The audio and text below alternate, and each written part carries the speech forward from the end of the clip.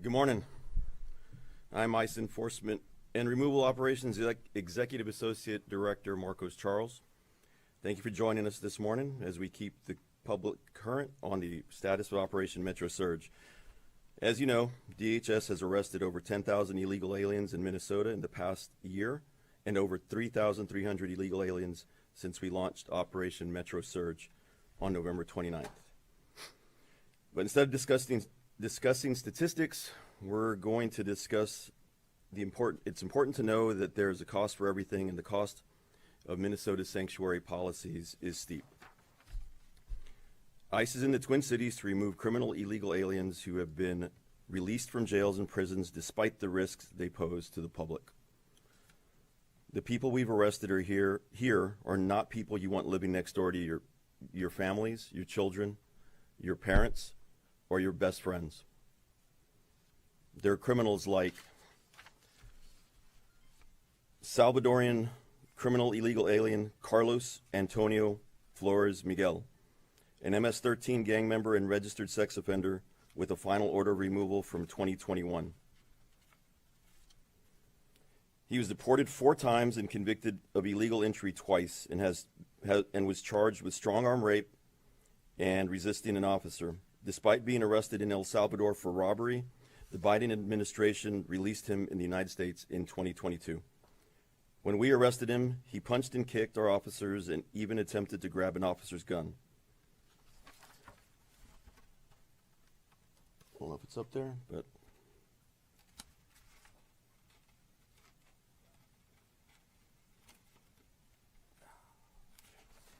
this is our jump. This is the people that these protesters are protecting.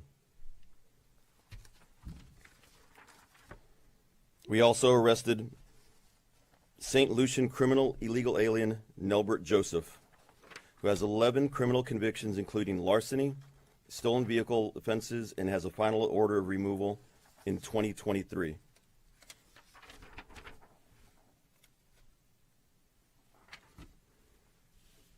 We picked up Cuban criminal illegal alien Ivan Rodriguez Lopez, who has a final order of removal from 2018 and was convicted of assault, possession of methamphetamine, theft, and burglary. He also has prior charges for neglect or endangerment of a child and a DUI. These are the people protesters are protecting. We picked up Cuban criminal illegal alien, oh, sorry, it's the wrong guy. Another one is a Laotian criminal illegal alien Yao Li, who was convicted of second-degree murder.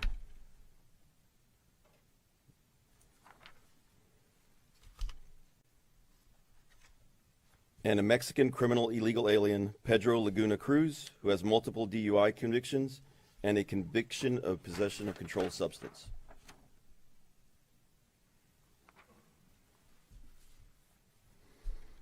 These are the people who the church agitators were protesting for. These are the people the violent agitators ramming our vehicles and attacking our officers are trying to defend. It's easy to debate immigration enforcement when it's abstract, but behind every one of these arrests is someone who committed a crime that put your friends, family, neighbors, community in danger. The public deserves to know exactly who ICE has taken off the streets and why we're here today. It's my responsibility to make sure everyone understands that ICE is only in this state to pick up the ball that local leadership has dropped. Today I want to ask Governor Walz and Mayor Fry directly, please honor our immigration detainers that we've lodged against criminal illegal aliens in Minnesota, in the state's jails and prisons. Please work with us instead of against us. Please remember the victims whose voices are no longer here to speak for themselves. Please stop creating obstacles to keep Minnesotans safe. We're all on the same team, and our cooperation will save lives. I'd like to turn this over to Commander Greg Bovino. Thank you, sir. Thank you, sir.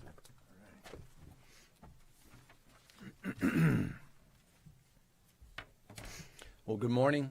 I'm Greg Bovino, Commander-at-Large of Customs and Border Patrol Assets here in this great city of Minneapolis, Minnesota. I'm glad to be here this morning. I'll make a few remarks and then we're going to open this up to questions. Please hold all questions until the end. Now, folks, we've seen the excellent work that Mr. Marcos Charles has detailed here. This excellent work on these screens here. Marcos, you and your team are out there every day, Border Patrol, ICE, and those allied teams, and they're taking these folks off the streets. These folks were walking the streets less than 24 hours ago. Marcos and his team and Border Patrol are taking them off the streets by the dozens and sometimes hundreds every single day. So that's some fantastic work. We want to continue to accomplish that work. But what I would like to touch upon this morning is how much better this work could be. How much better can we do what we do? And how much better for who? For you, which you being Ma and Pa America and the taxpayer, how much better this work can be for the taxpayer. Now, better to the citizens here of Minneapolis as well. Minneapolis, 2020 riots, this most current influx of anarchists and folks that want to disparage and occlude this Title VIII law enforcement mission. So we can do this much better for the citizens of Minneapolis. And what this revolves around is the climate. The current climate surrounding law enforcement and this Title VIII mission in which ICE, Border Patrol, and these allied teams are fighting so hard to accomplish. Now, this climate that we talk about is not very favorable right now in Minneapolis. I just put that as our first point. It's not very favorable to federal law enforcement here in Minneapolis. Let's take a look at what happened yesterday. Some of you may know that Border Patrol and ICE were out conducting our Title VIII mission, and several of our teams were set upon by violent protesters, anarchists, rioters, individuals, and extremists that were intent on ensuring that we did not take these very people that Marcos talked about off the streets. Intent that we would not arrest these individuals, these illegal aliens that prey upon Ma and Pa America every single day. So yesterday I had the fortunate opportunity to once again work with those fine agents in ICE and Border Patrol. And in doing so, from the very beginning of the shift all the way through the end of the shift, all day long, it was a running battle with those very extremists that I've talked about. So as we were looking to conduct that targeted enforcement against some very vile criminals, we were met with resistance. One of those criminals that we were after was Victor Urice, Mr. Victor Urice, a target that we were after yesterday. This individual is a convicted felon from Mexico with serious weapons offenses, fleeing from police, and a criminal rap sheet so long that I can't remember it all. That's who we were after yesterday. Now, as we were after Mr. Urice, we were set up on rioters who tried to stop us at every point yesterday. Simply using the restroom at a gas station was met with significant resistance. A lot of people would call that stalking. I don't think any of us would like to be stalked, but being stalked for 8 or 10 hours at a time is not a very favorable climate. Hey, folks, where were the cops yesterday? Where was Minneapolis Police Department during that 8-hour stalking events? Anybody care to venture a guess? I'd like to venture a guess, and it's I don't know. So it's that climate we're talking about. Violent mobs of rioters who became violent towards the end of the day. Our very last stop at a gas station was met with violence. Individuals that perpetrated violence against our Border Patrol agents, forcing us to take action, not against Victor Urice, the individual that we were after, but to take action against those violent anarchists who didn't want us to catch Victor Urice, if you can believe that. Absolutely unbelievable. Hey, where were the cops during that 8 hours of stalking and violence? Where was Mayor Fry? Where was, oh, I don't know, Governor Walz? I didn't see him around anywhere. You know, there's a saying, I think Thomas Paine said that in one of his pamphlets, Common Sense. He said politics and politicians on their very best day are barely tolerable evil. Is this Mayor Fry's very best day yesterday? Oh, I don't think so. Absolutely not. So put yourselves as the media and the press there. Would you like to be stalked all day long with folks that want to hurt you all day long? Think about that. Also, I'd implore upon you to report that. We were forced to utilize less lethal devices again yesterday to keep the public safe, to keep the Border Patrol agents safe, and so that we could continue to conduct that Title VIII mission. That's our job here. We're not going to be deterred in conducting the Title VIII mission, no matter what that climate is, no matter that violent rhetoric by Mayor Fry, Walz, and others, individuals that come into churches, as Mr. Charles said. We're not going to be deterred from that. So CS gas, pepper balls, a whole litany of less lethal devices were used to ensure that our agents, those agitators and rioters, and the public were safe, and that we continue to conduct that mission. Citizens were failed twice yesterday. They were failed twice yesterday. First, as I said, the response from Minneapolis Police Department and other local agencies, missing in action. That's what you call missing in action. When fellow law enforcement officers are in need, missing in action. Unconscionable. And then the second part of that is these criminal illegal aliens that were let back out on the streets. Let's go back again to Mr. Victor Urice. He was on probation, by the way. Our target was on probation. He was let back go on the streets of Minneapolis so that we had to go into the community. Never should have happened. We had to go into the community to remove him. Why not, Mayor Fry, Governor Walz, turn this individual over to us so we're not in the streets, so that anarchists are not allowed to ply their trade of anarchy against law enforcement? Now, this didn't happen overnight. This anarchist-type movement has been well established here in Minneapolis since 2020. We all know what happened in 2020. The anarchists love this, by the way. They love this. This is just what they want. This is just what Mayor Fry, Governor Walz, and others are giving them. This emboldened rhetoric vilifies law enforcement and creates very unsafe situations for law enforcement and occludes from the mission of taking these bad people, as Mr. Marcos Charles said, off the streets. Compliance, they think, is optional. Compliance is not optional, not when law enforcement conducts its legal, lawful, ethical, and moral duties. It's not optional. There is no option there. Let's get this straight. Do the anarchists want Victor Urice to remain on the streets? I think that's the base question. Just Mayor Fry and Governor Walz. I've never heard them say a word about these violent, illegal aliens that roam their streets. I guess they want them there. But guess what? ICE, the U.S. Border Patrol, and those allied law enforcement agencies, President Trump, Secretary Noem, we don't want it and we won't have it. Law enforcement unquestionably is being targeted right now in Minneapolis. I'll close by saying that we're being targeted now in the Title VIII mission. What does this spread to in the future? That rule of law and order, what else will that spread to? Maybe some speeding tickets, or maybe another law or situation that someone doesn't agree with. It'll spread to that as well. We're not going to allow that to happen here in Minneapolis or anywhere else. We're here to stay the course. We will stay the course. U.S. Border Patrol, ICE, and all allied law enforcement agencies, we're here and we are going to accomplish the mission. I'm glad to be here. Our agents are ecstatic to be here.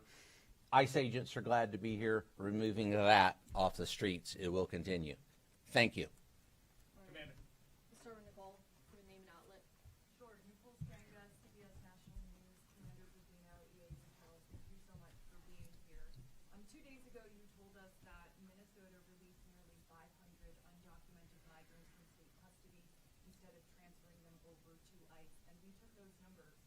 Halshnell, who is the commissioner of the Minnesota Department of Corrections. He calls it fundamentally false. He said, as a matter of policy, DOC cooperates with ICE and ICE detainers. He showed us multiple examples of convicted criminals serving time in Minnesota state prisons, including names that you displayed on these screens, and he showed us how they were transferred from state prisons into DHS custody days before. CAD Charles, we also took your statement that there were more than 1,360 pending ICE detainers statewide, and he told us his department conducted a statewide survey, a review, and found just 207 individuals in state prisons and 94 in county jails are subject to ICE detainers right now. That's 301. Can you help us understand why Minnesota's top corrections official says not only has the state been honoring ICE detainers for decades as a policy, he doesn't understand where the Department of Homeland Security is getting its numbers from? What is your response? So the Department of Corrections for Minnesota does honor our detainers. We pick individuals up from the state. It's the counties that do not honor our detainers. So when the state gets them and those detainers are lodged against the state, we get those bodies. However, the state DOC is the only entity that we can pick up from. We are now we're opening up dialogue with some of the counties, and we are looking to see if they are more willing to honor our detainers at this time. The 1,300 number is statewide in counties that we have lodged. They may not have record of it if they don't file them, because they don't honor them. They have no reason to keep them. How do you fix that problem, and which counties are not cooperating with ICE so that we can follow up? Just look at the majority of the counties. Just go through the list. I believe there are 87 counties in Minnesota. Just look through every one of their records. That's what I suggest as far as that. As far as what we can do to make it better, the governor should talk to the counties and let them honor our detainers. Many of these sheriffs want to help us. And just as the final point, though, it is true that some of the worst have been handed over to ICE by Minnesota state officers from Minnesota state prisons. Some of the ones that we have up here, Correct. the ones that we've listed, I believe, have all been either arrested at large or come from a county that has released them, and we picked them up. But through a coordinated transfer. No, not all. Go ahead. Commander Bovino, sources tell MS Now that you had an argument with a magistrate judge on duty here in Minnesota recently. Can you describe why you were upset with that magistrate judge? Okay, sir, I've not had any argument with a magistrate judge. You're going to have to be more specific there. I've not talked to a magistrate judge from then to myself, no. We understand it's because you were upset with the magistrate judge for rejecting arrests on the grounds of assaults on federal officers. They argued it wasn't warranted. Do you have any comment on that? I do. We work very hard with Department of Justice, with the courts to gather and obtain those warrants.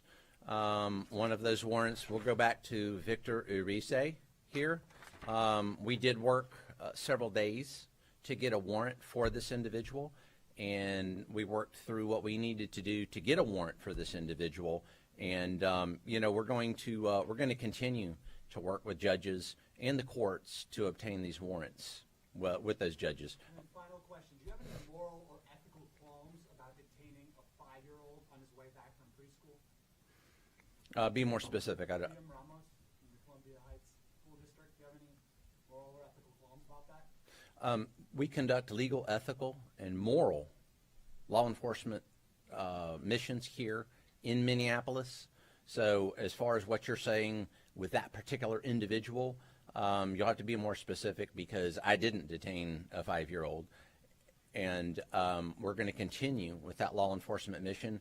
Oftentimes you will see violent illegal aliens that perhaps do have families.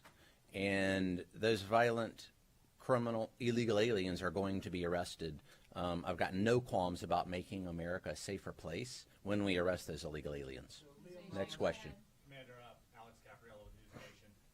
You talked a lot today about the hostile environment that your agents are facing. We do know that military assets, namely National Guardsmen, are literally waiting in the wings for the president to invoke the Insurrection Act to actually provide that backup that potentially you might need.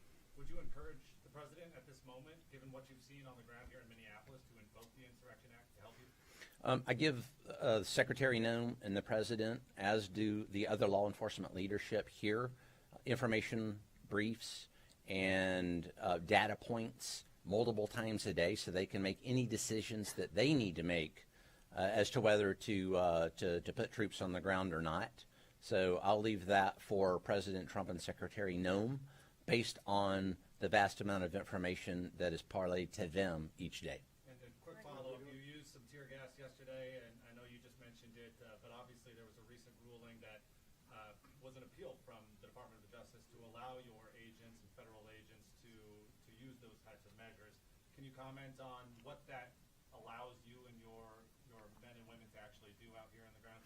Sure. I believe the case you're talking about was overruled and yesterday by a higher court anyway. It wouldn't have mattered because we follow the law. When we utilize less lethal munitions or any use of force, it's called the minimum use of force necessary to either effect an arrest and or accomplish a mission. So we did that. Whether or not that ruling was in effect, we still did that yesterday. Our agents were being violently assaulted by agitators and anarchists, and the use of that less lethal is something that I always call more than exemplary. A great use of force yesterday to keep agitators, Border Patrol agents, and the public safe. Let's go again to that word less lethal. Less lethal. If we didn't have those less lethal munitions to utilize the minimum amount of force necessary to effect an operation and or an arrest, what's next? Go ahead, right here. Omar Jimenez with CNN. Just follow up on the federal way the father, as our record shows, is detained in Texas. Just can you confirm that the 5-year-old was also sent to Texas with that father and why he wasn't left staying here in Minnesota? And just to follow up on that, you talked about the stalking as you described it. Are you saying you called for Minneapolis police help and they didn't respond? I'll go the second part of that first. As far as the stalking, Minneapolis Police Department's been called on several situations that they have not responded. Yes, by the patrol. Let me give you a specific example other than yesterday. Yesterday was 8 hours of that. But let me go specifically to 2 days ago. We had 2 off-duty agents in a restaurant eating. And they were descended upon by that violent mob, and the staff of that restaurant in downtown Minneapolis decided to try to lock them in the restaurant with those 40 to 50 agitators. Minneapolis Police Department was called. They never showed up. Our agents were in there for 45 minutes, and we called a tactical team that went out to extract those agents from that restaurant. So that's what we're up against. As far as state and local help, if that gives you any indication of the depth and scope of that. Now, as far as the 5-year-old and the father, I'll let ICE answer that because we turn our detainees over to ICE, and they do a fantastic job of discerning what and how that's going to happen. Just one follow-up from you, Commander, before you turn it over. I've seen you in multiple cities to this point, in Chicago, here in Minneapolis as well, and the tactics have been very, very public-facing, just from a bystander perspective. It seems like that's the point, correct me if I'm wrong, but why not take care of some of this enforcement during hours where you would be less likely to encounter the public to that effect, less likely to detain an American citizen who you believe might be obstructed? We go where the threat is, and we're going to go at the optimal time where those threats are present. Take serving a warrant, things like that, or these targeted enforcement efforts.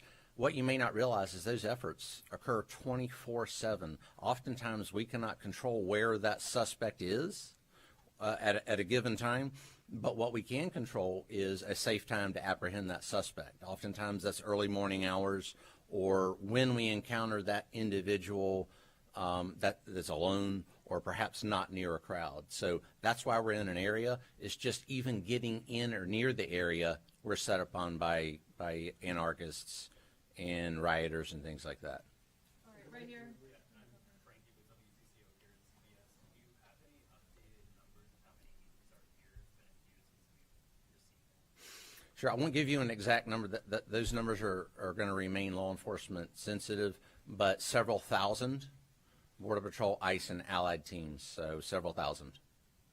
With the Daily Caller, California Governor Gavin Newsom did take the stage at the World Economic Forum in Davos.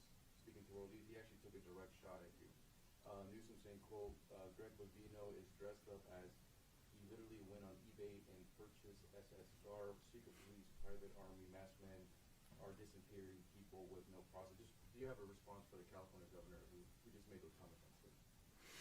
Sure, Governor Newsom's had a long record of lying. And again, those are lies. I don't shop on eBay. This garb, as he quite uneloquently puts it, is a standard Border Patrol issue, has been since May the 28th, 1924. That's 101 years ago. So as far as what he specifically said, I don't know. While he's enjoying Davos and whatever he's enjoying over there, I'm out being our agents are being assaulted and stalked by violent rioters, many of which I believe they draw inspiration from his words when we operate in California, because he says the same thing, some of the same things that Fry and Waltz said. So he is responsible for that very violence that our agents are subject to on a daily basis. Remember, it started in California, Operation at Large, Los Angeles. Go ahead. Yeah, Jack Brook with the Associated Press. Question for Mr. Charles. There are specific operations where ICE has broken into homes without a judicial warrant, and we know that there is an internal memo telling officers that they can enter a home without a judicial warrant. Do you feel that you're justified in entering a home by force using only an administrative warrant? And if so, how often have you done that in Minneapolis? So first off, we don't break into anybody's homes. We make entry in either a hot pursuit with a criminal arrest warrant or an administrative arrest warrant. The thing to remember is these administrative arrest warrants have been deemed justified by courts, also in immigration purposes. Also, the one thing that you need to know is that these warrants are based on an immigration judge's decision that these individuals are now removable from the United States. This is their final order of removal, and those warrants are based on that decision.